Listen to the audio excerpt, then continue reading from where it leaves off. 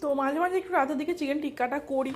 তো বলেছিলাম একটু বোনলেস চিকেন আনতে, কিন্তু এনেছি হচ্ছে ওই চিকেন কষার জন্য চিকেন। তো ওই চিকেনটাকে দিয়েই আমি একটু ওই লেবুর রস দিলাম, আদা রসুনের পেস্ট দিলাম।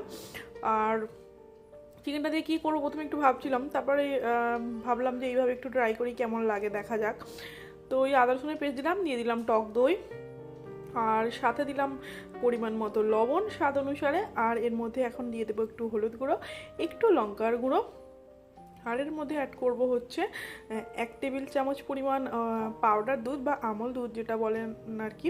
তো সেটা দিলাম, দেওয়ার পর এর মধ্যে এখন দিয়ে দিলাম 1 চামচ পরিমাণ বেসন, জাস্ট 1 চামচ দিয়ে সাদা তেল দিয়ে বেশ কিছুক্ষণ ধরে একটু ম্যারিনেট করে রাখতে হবে। আর ম্যারিনেশনটা যদি একটু বেশিক্ষণ ধরে থাকে না, তো টেস্টটা একটু ভালোই হয়। যাই হোক, বেশি টাইম ছিল না, আধা ঘন্টার মধ্যেই রেখেছিলাম।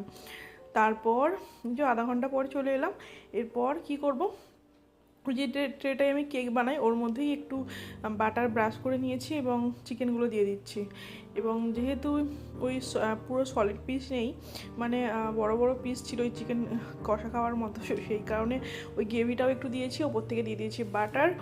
আর এয়ার ফ্রায়ারে 15 মিনিট করে করে কুক করছি, একবার উল্টে মানে অপোজিট সাইডে করে করে 15 মিনিট করে 30 মিনিট ধরে কিন্তু আমার এটা কুক করেছি। আর দেখতে পাচ্ছেন ওপর থেকে পুরো ওই চিকেন তন্দুরি এসছে, আর ভিতরে কিন্তু ওই গ্রেভির মতো ছিল, জুসি ছিল।